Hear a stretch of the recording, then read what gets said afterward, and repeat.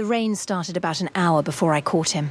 I remember that because I'd been standing in the kitchen of our apartment in the Gangnam district of Seoul, watching it come down sideways against the window, stirring a pot of galbi jjim that I had been working on since 7 in the morning. Short ribs, Korean radish, dried jujubes, soy, garlic. My mama back in Memphis used to say you can't rush love and you can't rush slow food. And that night I was making both for a man who had already decided to give neither one back to me. His name was Choi Dae-hyun. He was 28 years old. He ran the second largest private organization in Seoul. He had silver at his temples that had no business being there at his age, and the kind of jaw that made waitresses forget how to write down an order. The first time I met him, I was at a rooftop bar in Itaewon with 2 girls from my language program. He sent me a single white orchid and a note that said, in handwriting I would later learn was not his, "You're the most beautiful thing in this room, and the room knows it." I should have known then. A man who hires somebody else to write his first impressions is a man who will hire somebody else to break your heart. I grew up in South Memphis on a block where everybody knew everybody's grandmama, and my mama made me kiss every elder on the porch from the time I could walk. I came to Seoul on a fellowship 2 years ago to study East Asian textile arts. I stayed because I fell in love. I stayed because I thought I was building something real. I was wrong about the building. I was right about the love. That was the problem. For 2 years, I cooked his mother's recipes. I learned to bow at the correct angle for each generation of his family. I memorized which of his uncles took his soju cold and which one took it warm. I called his grandmother Halma-oni with the right tone, the right softness, the right respect, and she still couldn't bring herself to look me full in the face. Dae-hyun told me she would come around. He told me a lot of things. The night I caught him, I was supposed to be making dinner for the 2 of us. Our 2-year anniversary. He had said, very specifically, that he wanted me to cook. That he wanted to come home and eat something his woman made with her own hands. He said my woman and I held that phrase like a folded letter for a whole week. He didn't come home. He didn't call. At 9:30, I covered the pot. At 10, I sat down at the table I had set for 2, and I ate by myself with the window open so I could hear the rain. At 10:47, my phone buzzed on the counter. It was a number I didn't recognize. The text said, "Sister, you deserve to know. The Capella Hotel. Room 1408. Right now." There was a photo attached. I looked at it. I looked at the half-eaten plate of short ribs in front of me. I looked at the photo again, and I made a decision in that kitchen quiet, clear, no tears that I was going to put on my coat and go see this thing with my own eyes. Because my mama raised me on one rule above every other rule. Baby, don't ever take somebody else's word for what your own life is doing. Go look. So I went and I looked. The Capella Hotel sits on a hill on the north side of the river. White marble, gold trim. The kind of place where the doorman knows your name before he sees your face. I had been there exactly one time, 18 months earlier, for a charity event Dae-hyun had taken me to as his date. He hadn't introduced me to a single person that night. I should have known then, too. I got out of the cab in the rain with no umbrella and walked through the lobby in a coat that was already soaked through. The concierge at the desk looked up. He looked at my face. Then he looked away too fast, the kind of away that tells you a person already knows. Room 1408. The elevator climbed 14 floors in silence. I watched the numbers go up, and I felt something in my chest that wasn't anger yet, wasn't grief yet, wasn't even surprise. It was just knowing.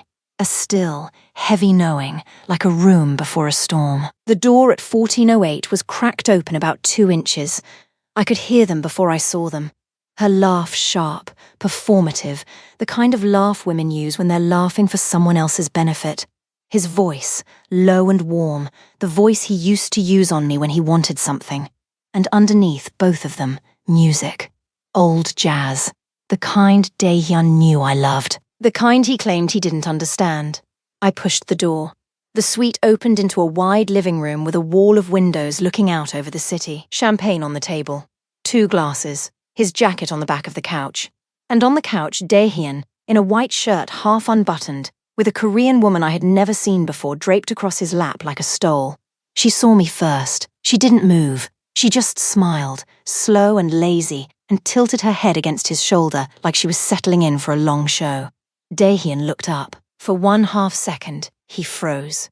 And this is the part I will remember for the rest of my life, the part that taught me everything I needed to know about who I had been loving, he recovered. His face went smooth. He took a sip of his champagne. He set the glass down on the table, and he looked at me the way a man looks at an inconvenient delivery. Imani, he said, you should go home. This is your apartment, I said. My voice came out steadier than I expected. Whose home should I go to? Don't make a scene. I haven't made anything yet. The woman on the couch laughed that same sharp laugh and stretched her arm across his chest like she was claiming territory in front of me. She was beautiful. I'll say that. The kind of beautiful that costs money and time and a willingness to be exactly what someone tells you to be. Her name, I would learn later that night, was Yoon Hyejeon. She was 24. She ran what she called a modelling agency, which, it turned out, ran several other things underneath the modelling.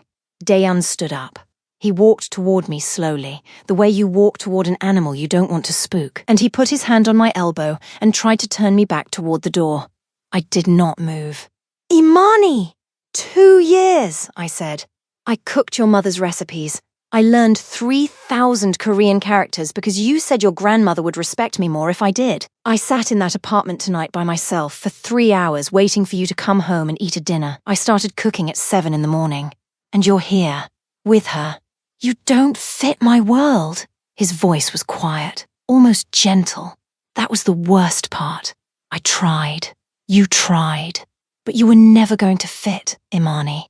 You're too, he searched for the word, too American, too loud, too proud. My family was never going to accept you. I should have ended this a year ago. You should have. Don't make this ugly. You made it ugly, I said. I just walked into the room. He reached into his inside pocket and pulled out his wallet. He took out a stack of bills, $1 US. I didn't even look at the currency, and he pressed it into my hand. For your flight home, he said. Whatever you need. Buy yourself something nice. We had 2 good years. Don't ruin them by making a scene in front of. I dropped the money on the floor. It scattered across the marble between us, hundreds of dollars, like he had thrown a deck of cards. Daehyun, I said his name slowly. The way my mama said names when she was about to teach you something. I came to Seoul on my own money. I have paid my own rent every single month I have been in this country, because I am not anybody's project. And the dinner I cooked tonight cost me $42 and 11 hours, and the part of my chest that used to believe you. You cannot pay me for that. You cannot afford what you took. Hyejeon sat up on the couch. She looked at the money on the floor. Then she looked at me, head tilted, like she was seeing me for the first time. Oppa, she said in Korean, soft and sweet. Make her leave. She is embarrassing herself. I looked at her. I looked at him. And I said, in Korean, with the perfect formal tone Hermione had spent 8 months drilling into me, Madam, may you receive what you have given. Her face changed. Daehyun's face changed. I turned around, and I walked out of that suite with my back straight, and I did not let myself cry until the elevator doors closed. In the parking garage on level B2, with the rain still coming down outside, and my coat still soaked through, and my heart breaking in a place I had not even known was load-bearing, I sat down on a concrete bench beside a column, and I let it come. I sat there for a long time. I let myself feel every bit of it. Because my mama also taught me this. Baby, you can cry, but cry on the clock. When the clock's up, you stand up and you move. I gave myself 20 minutes. If you have ever given somebody everything you had and watched them hand it to somebody who did not earn it, drop your city in the comments right now. I want to know where you are. I want to see every zip code. We are not walking through this alone tonight. When my 20 minutes were up, I stood up. I wiped my face with the inside of my coat. I straightened my collar. I picked up my bag from the bench, and I started walking toward the parking garage exit, because I had no car, and no umbrella, and no plan beyond get out of this building before he comes looking for me to apologize, in a way that doesn't mean anything. I walked up the ramp. I walked out onto the street. The rain was coming down in sheets, and at this hour, in this part of the city, in this weather, there were no cabs. I stood under the hotel awning for 30 seconds and watched the empty street and thought, okay. Walk. You will figure out the next thing while your feet are moving. You always do. I stepped out into the rain. I had not made it half a block when a black SUV slowed down beside me and the back window came down. A man's voice from inside. Miss Whitfield. I stopped. I turned. The man in the back seat was Korean, mid-30s, sharp-cut suit, no tie, the top 2 buttons of his shirt open like he had been pulled out of somewhere formal in a hurry. His hair was slightly damp. He had the kind of face that did not need to do much in a room to take up most of it, and he was looking at me with a quiet steadiness that I felt in the back of my neck before I felt anywhere else. I had never seen him before in my life, but I knew the name Sun Jae-hyun. Everybody in Seoul did. Hando International controlled logistics software, autonomous freight systems, and private infrastructure across 16 countries. Financial magazines estimated his personal fortune above $4 billion. Business television called him a billionaire CEO. Men in Daehyun's world called him something else when the cameras were gone. Untouchable. "Do I know you?" I asked. "Not yet," he said. "But my grandmother knows you. And she has been very upset with me for the last 6 months for not finding you sooner." The rain kept falling. I stood there on the sidewalk in my soaked coat, looking at this stranger in a car that probably cost more than my mama's house, trying to figure out if I had finally cracked. "Sir," I said carefully, "I appreciate you stopping. But I don't know you, and tonight has been a lot. So I'm going to keep walking, if that's all right. Miss Whitfield." He didn't open the door. He didn't push. He just looked at me through the window, calm and patient, like he had all night. "My name is Sun Jae-hyun.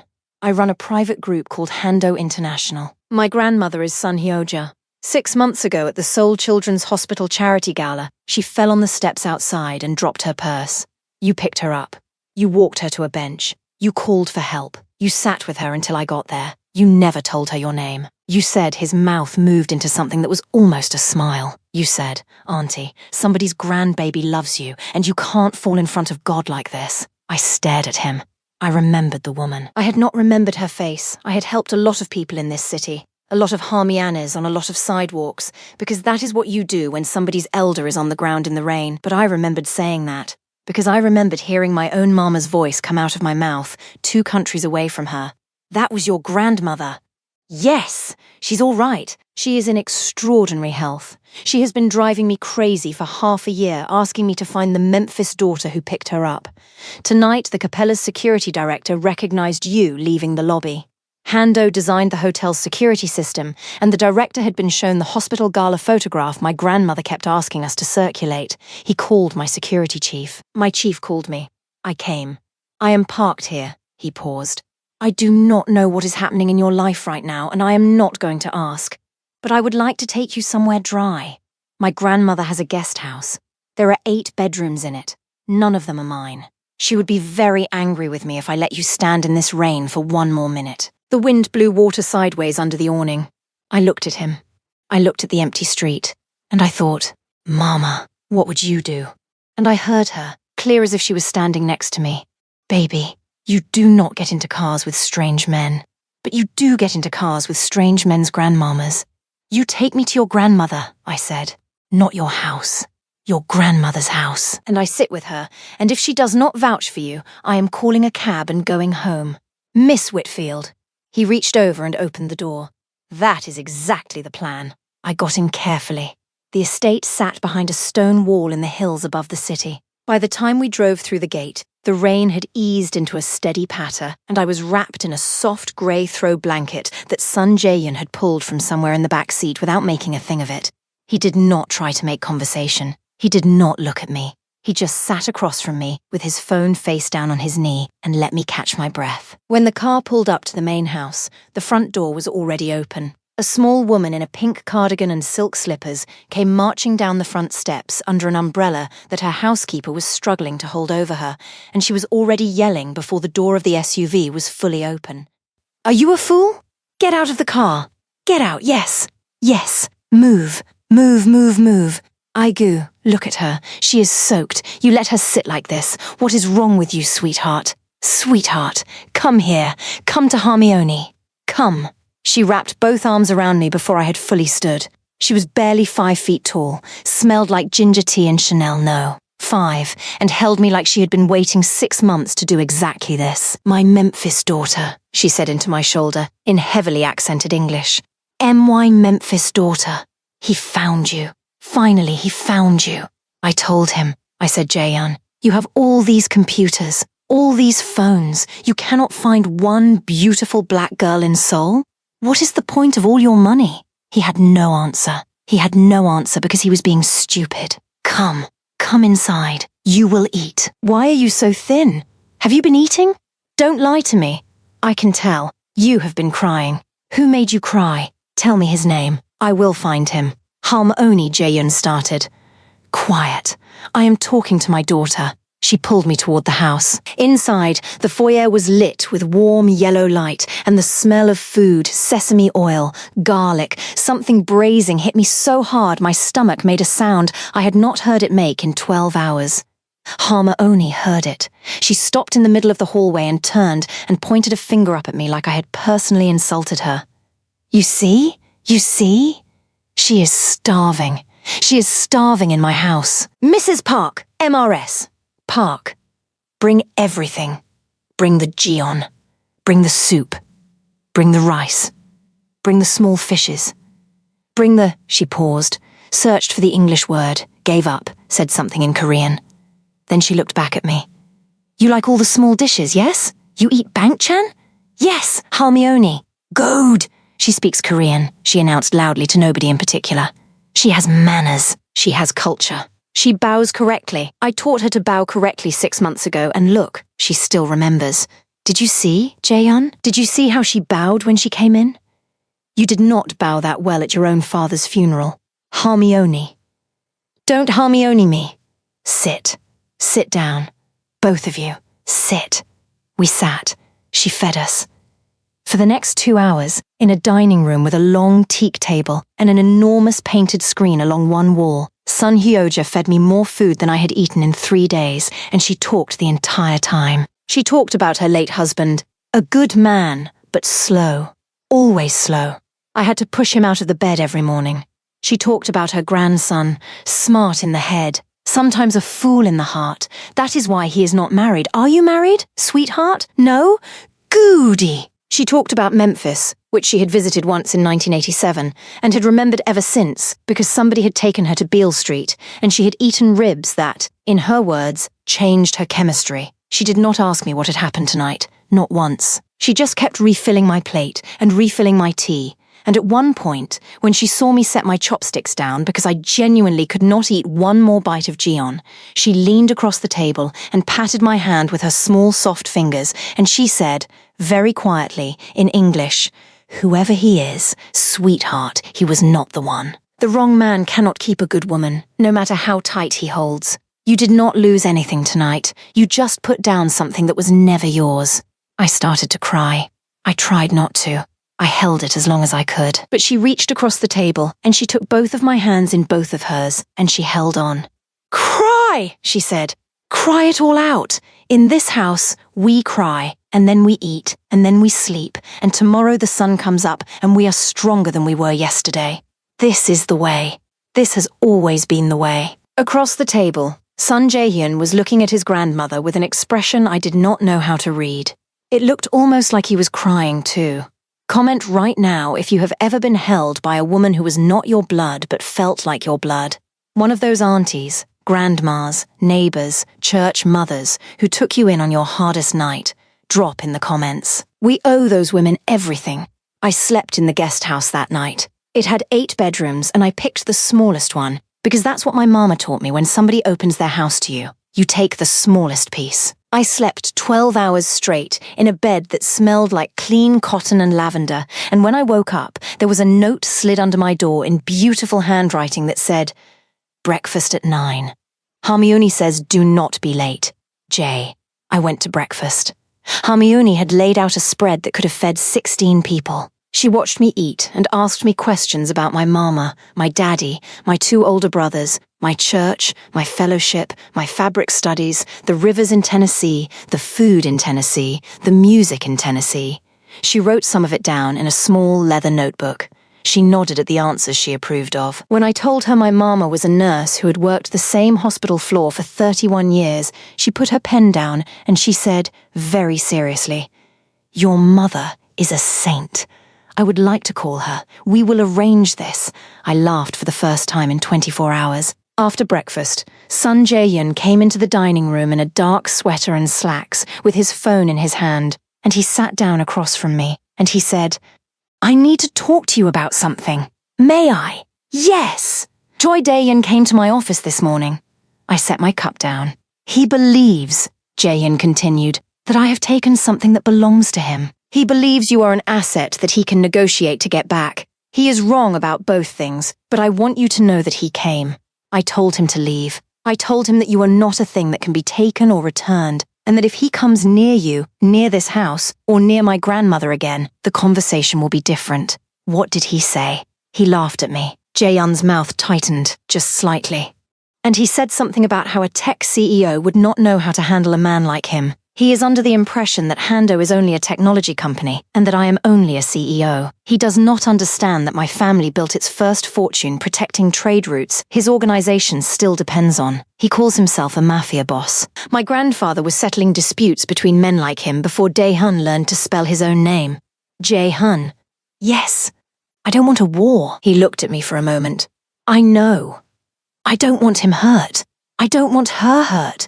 I don't want anybody hurt for me. That is not how I was raised, and it is not how I want to start whatever this is." I gestured around the room, around the house, around all of it, this kindness you and your grandmother have shown me. "I will not start a new chapter by signing somebody else's destruction. That is not who I am. That is not who my mama raised." There was a long silence. Hermione, who had been pretending to read a newspaper at the head of the table, set her newspaper down. "Sweetheart," she said softly, "you do not have to do anything. You do not have to lift a finger. The world has its own way of settling accounts. You just keep being who you are. The rest of it," she waved her small hand, "the rest of it will happen by itself. It always does." Jae-yun nodded slowly. "I will not move against him," he said, "unless he moves against you. That is the only promise I will make. That is enough. Hamanoni." He turned to his grandmother. "Did you teach her this, or did her mother?" "Her mother." Hermione did not look up from her newspaper. "Clearly her mother is a wise woman. We will be visiting Memphis." I laughed again. I had not laughed twice in 24 hours in a very long time. "I'm going to tell you what happened to Choi Dae-hyun over the next 3 months, and I want you to listen carefully, because none of it was done by my hand." 3 weeks after that night, Hyejin walked into a private luncheon, believing she had finally earned a seat beside the women whose approval she had spent years chasing. The hostess looked at her place card, lifted it from the table, and handed it to an assistant without saying her name. Then Chairman Yoon entered from Busan. Her father did not raise his voice. He placed a folder in front of her containing the hidden accounts behind her modeling agency, the names of the men financing it, and photographs proving how she had used the Yoon name without permission. Hyejin looked around the table for one ally. Nobody met her eyes. Her father said, "You mistook attention for position." By sunset, her agency was frozen, her apartment access was revoked, and every invitation she had been collecting disappeared. She called Dae-yun from the hotel lobby. His assistant answered and told her he was unavailable. That was the moment she understood she had not won a man, she had only helped reveal him. 6 weeks after that night, Dae-yun entered a conference room expecting 12 longtime partners. 4 chairs were empty. A shipping executive from Singapore refused his handshake and slid an unsigned renewal across the table.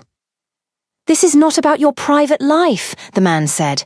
"It is about judgment." A leader who humiliates the person closest to him in public eventually misjudges the people across from him in private. One by one, the remaining partners closed their folders. Nobody argued. Nobody threatened him. They simply stood and left. The silence after the door closed was louder than any punishment I could have arranged. His grandmother passed 8 weeks later from a stroke in her sleep.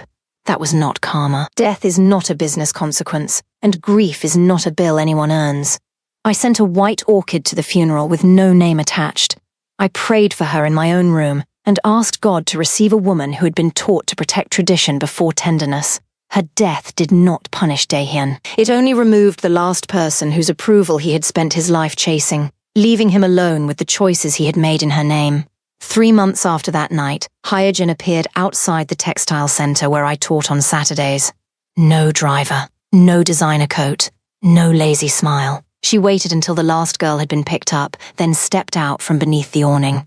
"You knew," knew, she said. Knew what? That all of this would happen? No. I knew only that taking something dishonestly does not make it yours.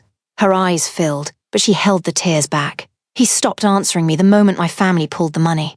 Then you have your answer about what he loved. She looked toward the classroom windows, where strips of indigo fabric hung drying in rows. I thought you were weak because you walked away. Walking away was the strongest thing I did that night. You can still do it too. She left without apologizing. I did not need one. Watching her finally understand the room she had entered was enough. 3 months after that night, Dayan showed up at the gate of the estate. I was in the garden. Harmony was beside me, teaching me how to identify 3 kinds of medicinal root from the same family of plant, and complaining about my grip on the spade. The security guard at the gate called up to the house. Hermione took the call on the garden phone, listened for 10 seconds, said something sharp in Korean that I did not catch all the words of, and hung up. "He is at the gate," she said. "Do you want to see him? I thought about it. I thought about my mama, who used to say, 'Baby, you can close a door, but you owe the truth the courtesy of looking at it on the way out.'" "Yes," I said. "Bring him to the garden, just to the gate of the garden. Not into the garden itself." Harmony nodded. 5 minutes later, Dayan walked up to the wrought iron arch that separated the garden from the rest of the grounds. He was wearing a coat that did not fit him as well as it used to. He had lost weight. His face had a tightness in it that had not been there 3 months ago. He looked at me. He looked at Hermione, who was standing at my left shoulder with both hands folded in front of her like a tiny, well-dressed bodyguard. "Imani! Dayan! Can we talk alone?" "No." He took a breath. "I came to apologize. Okay, I lost everything, Imani. Hygiene is gone. The partnerships are gone. People I have known for 15 years will not return my calls. My grandmother died. I have spent these 3 months trying to understand how it all came apart so fast, and I keep coming back to the same night. I keep coming back to that room at the Capella. I keep coming back to his voice broke. I keep coming back to your face when you walked in." I did not say anything. "You were the best thing I ever had," he said. I knew it then. I knew it the whole time. I could not square it with what I thought my life was supposed to look like. My family. My world. The pictures I had in my head. I chose the pictures. I chose them over you. And the pictures all fell down. Dae-hyun. I kept my voice even. "I'm sorry your grandmother passed. I prayed for her. I mean that. Thank you."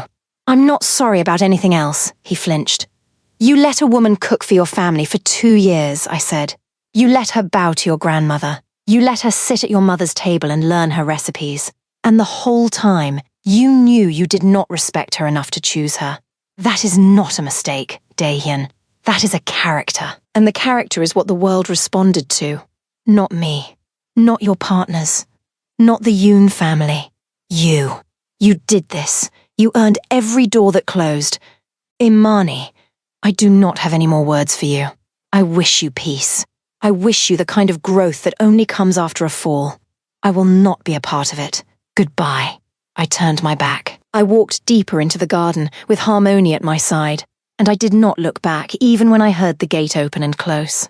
Harmony reached up and patted my arm with her small, soft hand. "That was perfect," she said. "That was just exactly perfect. I am going to tell your mother. I am going to call her tonight. We have her number now." "Did I tell you we have her number?" "You did, Hermione. She is very funny on the phone. She told me last week that I am, what was the word? A whole vibe. I do not know what this means. Is it good?" "It's very good, Hermione." "Good. I will tell her she is also a whole vibe." There was one piece of this story I did not know until 8 months after I walked into the rain outside the Capella Hotel. I learned it on a Saturday afternoon in late spring, sitting on the front porch of Hermione's main house with a cup of barley tea and a quilt across my knees, when she came out and sat down next to me and patted my leg 3 times, which is what she did when she was about to tell me something that mattered. "Sweetheart," she said, "I have a thing I should have told you a long time ago. I did not tell you because I did not want you to feel what is the word managed. I wanted you to come to this house because you wanted to, not because somebody put you in a chair." I set my tea down. "Hermione! What?" She looked out at the garden for a long moment. "The night I fell at the hospital gala," she said, "I was not falling because I am old. I was falling because I had just been told that my doctor had found a small thing in my lung that we needed to watch.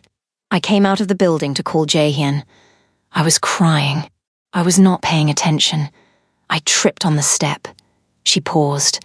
You came over to me. You did not know who I was. You did not know I had any money.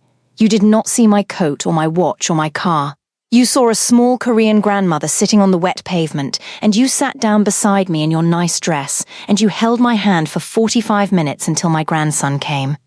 You did not look at your phone once. You said, do you remember what you said? I said, somebody's grandbaby loves you, and you can't fall in front of God like this. Yes. Her eyes were wet. Yes. That sentence. She wiped her face with the back of her hand.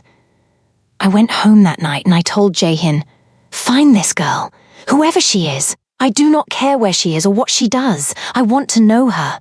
I want her in this house, because anyone who treats a stranger like that, in this world, is the most rare kind of person there is. He looked for 6 months. 6 months. He had people on 3 continents looking. We could not find you. You were not on social media. You did not give your name to anybody at that gala. You disappeared like a kindness in a story. And then she smiled, and then a foolish man cheated on you in the wrong hotel. And one of my grandson's security cameras saw you walk out of that lobby, and within 20 minutes, Jaehyun was in the car. I did not know what to say. Sweetheart, she turned to me. I want to tell you the rest, but I do not want it to feel like a trap. So I will say it plainly. My grandson has been fascinated by you since the night you sat on the pavement with me. He had never met you. He had heard one story about you from his grandmother, and it stayed with him in a way I had never seen before. Love came later, after he met you and watched who you were when nobody was asking you to perform. He never said it. He never told me. But I am old. I see things he does not know I see. He has been quietly running his entire company while waiting for you to walk into a room where he could be useful to you. 8 months. That is what he was doing. I sat with that for a long time. I thought about the night in the rain, the blanket already folded in the back seat, the note slipped under my door, the way he had not pushed, the way he had said, that is exactly the plan, when I had set my one condition. The way he had sat across the breakfast table and asked permission before he spoke to me about Jaehyun. The way he had not, in 8 months, said one inappropriate thing. The way he had asked his grandmother to teach me her garden. Halmione. Yes, sweetheart. That is the most ridiculous, romantic, completely insane thing I have ever heard in my entire life. I know. She beamed. I have been keeping it for months. It was killing me. Killing me. He has not said a word. He will not say a word until you tell him you are ready. He told me this. He said, Hermione, she just came out of something hard. I will not be one more man asking her for something. If she comes to me, she comes to me. If she does not, I will be honored to have been useful for a season. That is what he said. To me. Out loud. With his own mouth, I started to cry. This time I did not try to stop. Hermione let me cry. She held my hand and she did not say anything. When I was finished, she handed me a small silk handkerchief from her sleeve. She always had one in her sleeve. I never figured out where she kept the supply, and she said, "Take your time, my Memphis daughter. Take all the time you need. He is not going anywhere. None of us are." I took 6 more months. I worked. I finished my fellowship. I shipped my thesis on traditional Korean indigo dyeing techniques to my advisor, and she cried on the phone. I started teaching a Saturday workshop for young Korean and immigrant girls at a community center in a neighborhood. Hermione had introduced me to textile arts, fabric, color, identity. I called my mama every Sunday. I called Auntie Pearl every Wednesday. I let myself sit on porches and drink tea and not be in a hurry to figure out the next thing. Son Jaehyun and I had dinner once a week. He never pushed. He listened more than he talked. He asked about my work. He told me about his, about Hando, about the AI logistics arm they were building, about the foundation he ran that nobody knew about because he insisted it never be in his name. He told me about his parents, who had died in a car accident when he was 19, and how Hermione had raised him from that day forward. He told me he had not dated since he was 23 because every woman he met wanted the company more than the man. He told me he had not wanted to tell me any of this until he was sure I was choosing him without the noise of what had happened with Jaehyun still in my ear. In the 7th month, on a Thursday evening, After a quiet dinner at a small restaurant in the old quarter where the owner had known Hamioni since the 70s, Sun Jae-yoon walked me back to the car and stopped on the sidewalk and turned to me. Imani, yes, I have a question I would like to ask you. Not tonight. I want to ask it in front of your mother. I would like to fly to Memphis next month with my grandmother. If you would allow it. I looked at him. I thought about that night in the rain, about the dinner I had cooked that nobody came home to, about the money on the marble floor, about the elevator going down, about all of it. And I thought about how every step from that night to this sidewalk had been, in some quiet way, a glow-up I did not even know I was inside. I had walked into that hotel suite a girl who was being chosen second. I was walking down this sidewalk a woman who could finally be chosen first and who knew how to choose herself, regardless. Yes, I said. You can come to Memphis. He nodded once. He did not reach for my hand. He did not lean in. He just smiled, quiet, the way the sun comes up. Thank you, he said. We walked to the car. I'm going to tell you the moral of this story plain, because my mama did not raise me to bury the point under a pile of pretty words. The Korean Mafia boss cheated on me. He humiliated me in a hotel suite in front of a woman who thought she was winning. He threw money at me like I was a debt. He told me I was too American, too loud, too proud, and that I did not fit his world. He was right about one thing. I did not fit his world. His world was too small for me. The twist was simple.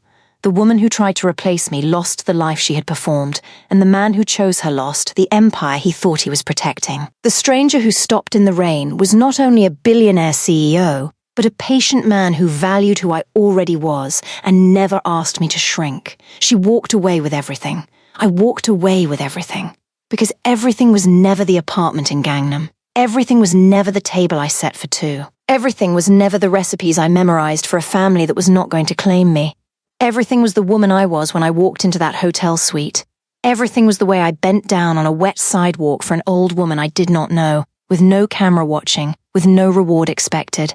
Everything was the mama in Memphis whose voice lived in my chest and told me, "Baby, cry on the clock. When the clock's up, you stand up and you move." That is the comeback. Not revenge. Character. The world, for all its noise and hotel suites and untouched dinners, eventually bends toward people who keep their character intact when it costs them. Karma is not a clever woman with a knife. Karma is just a slow, patient mathematician. She adds up everything, every choice, every kindness, every betrayal. And eventually she hands you the bill. I got my receipt. So did he. So did she. Do it for the woman still waiting for someone who is not coming home. She needs to know her story does not end in that room. To my Memphis mama, who taught me everything.